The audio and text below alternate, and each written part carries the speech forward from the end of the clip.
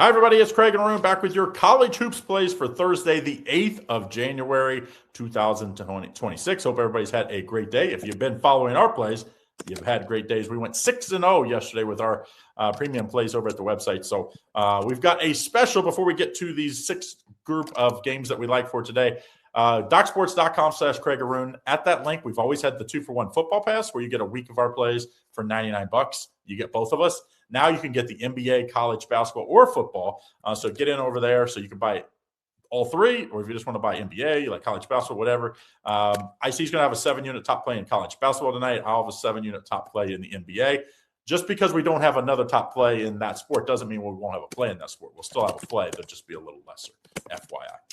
All right, IC, let's start us off here. Northwestern at Michigan State. Michigan State, Tom Izzo has looked really good. I mean, if you look at their 2 losses, what is Nebraska and Duke? That's like both of those teams are playing really good basketball right now. Michigan State's favored by 13, total 142.5. What do you like here? Michigan State is ranked 12th in the country. You know, they beat them 78-68 back on January 12th of last year. So they beat them the last 2 times, but I will tell you Northwestern's covered 4 out of the last 5. As it relates to this game, coming into this contest here, a couple of points that I want to point out. Northwestern, of course, is number 1 in the nation in turnover margin. They come off a loss to Minnesota, 84-78, so they're going to be pretty motivated coming into this game. When you go to that Minnesota game, it's a shame because Northwestern was actually up pretty big, and then they lost 32-19 in the last 10 minutes. And Minnesota just shot 67% from the field. They shot lights out, and Northwestern shot 6 for 23 from three-point land. And the difference was that Minnesota also had 6 extra free throws and shot the free throw better too. Look, Northwestern, beating Valparaiso, beating South Carolina, tough loss against Minnesota. Maybe they bounce back here. Of course, Michigan State has an Indiana on deck coming off a big win against USC. They lost the Nebraska game, a Duke game, as we talked about. But I got to tell you, I mean, I know they come off – look, I know Michigan State comes off that big win against USC, but that's also because USC, shot 3 for 17 from three-point land last game, just terrible. And Northwestern is not a bad team. Chris Collins always gets up his guys to play pretty tough. I like the way they played against Wisconsin. They lost by 12 on the road in that game. I like the way they played against top 20 Virginia. They lost by 5. And as they come off a loss against Minnesota, I think they were just looking ahead to this game, frankly. And I'm going to take the points here. I like the points. So I'm going to take Northwestern plus the 12.5. All right, Craig, moving on here to the William & Mary game. So William & Mary here is a team that is facing Monmouth as a minus 3-point favorite. 11-4 this year. They're having a great year. And Monmouth is 7-8. William & Mary beat them 78-73 last year. Coming off a tough loss to College of Charleston. They were a 2.5-point dog on the road, but they ended up losing that game. Monmouth, of course, comes off a nice win against Townsend, 62-48. And they were 7.5-point underdogs in that game, and they won outright on the road. And again, William & Mary is minus 3 on the road here. Who do you like? This one's all about pace. William & Mary likes to play fast, is going to shoot lots of threes and push the pace. If you can slow them down like College of Charleston did, you can beat them. If you don't, you're going to get blitzed.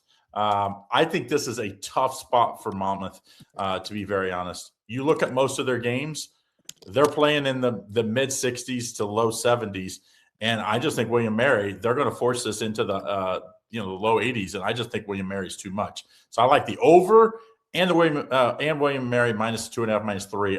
In fact, hey, we don't do this often. How about let's just parlay these two? Because I feel like if you get one, you're probably getting them both. Let's take the over and William & Mary and parlay them up. Why not? Don't forget to like and subscribe and turn on notifications so you don't miss out on all the great content we have here at Doc Sports. Next game, Rutgers and Illinois here. Nice Big Ten matchup. Rutgers coming off a big win against Oregon. Of course, Oregon was not their point guard again, but still, Rutgers, anytime you can get upset if you're Rutgers, that's a good thing. Now you have to go to Illinois, and Illinois is really good, of course. Minus 22. Coach Underwood's got another really talented group of guys, and the total is 145.5. What do you like? Rutgers actually beat this team 82-73 last year. Rutgers can be a feisty team. They're known for a pretty decent defense, especially at home. They face Rutgers comes into this game beating Oregon 88-85. That's a huge win for them at home. Michigan, of course, is a team they lost to 101-60. The last road game, they lost to Seton Hall 81-59. They didn't play well. Illinois comes into this game beating Penn State 73-65. Look, Illinois has Iowa on deck, who's a top 20 team. So they could be looking ahead in this contest. Illinois is also a top 5 offense, top 20 defense. But Illinois also remembers losing to Rutgers. I think what happens here is Rutgers, coming off that big win against Oregon, has a massive letdown. I think Illinois comes into this game, remembers that loss. Illinois, they're only 2 games removed from their last conference game that they played, or last 3 games removed from losing Nebraska at home by 83-80. I don't think they look ahead at all from this game. I think they are well aware that Rutgers beat Oregon in their last contest, and I'm going to lay the points here. Believe it or not, I'm going to take Illinois minus the 22, as I think Illinois probably wins by 26 or more in this contest. All right, Craig, Seattle coming in here. Seattle is a team that is now 12-5. They're laying 4.5 on the road against Oregon State.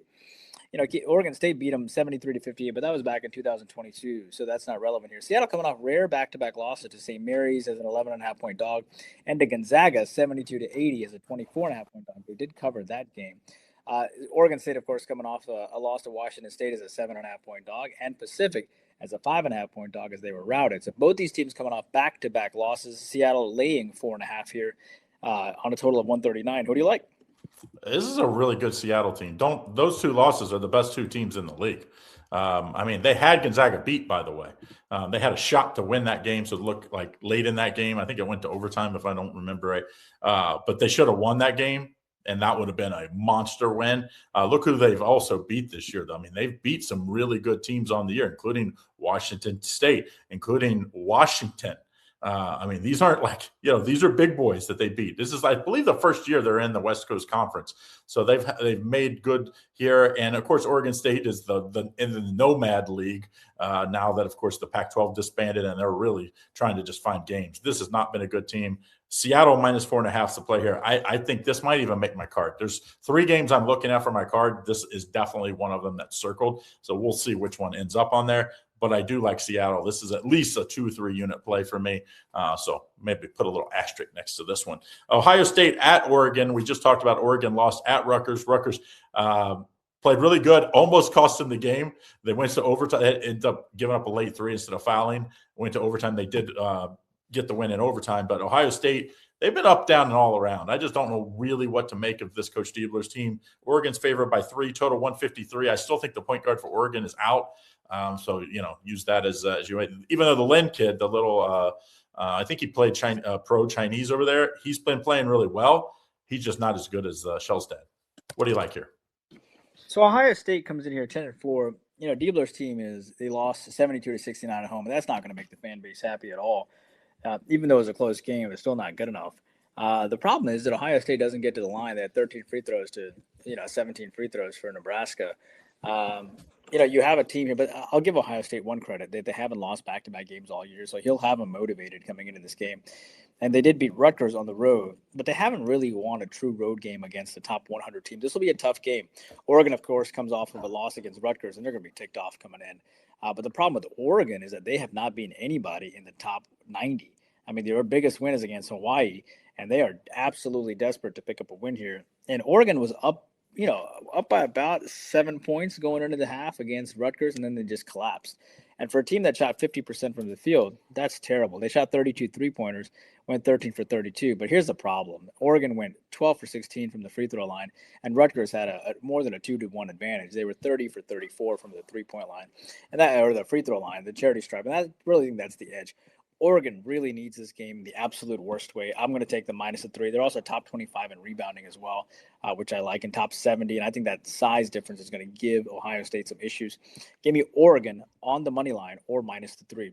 All right, Craig, you're going to finish us off here with Santa Clara coming in as a pretty big dog, plus 15.5 against Gonzaga. 13-14 being that big of a dog is something to take note, I guess. But the public is on Santa Clara here. Gonzaga won 95-76 last year. Santa Clara off of a nice cover themselves on a big line, minus 17.5 against San Diego, winning 98-70. Gonzaga off of killing Loyola Marymount 82-47. Who do you like here on a total of 166 on a spread of 16 or 15.5?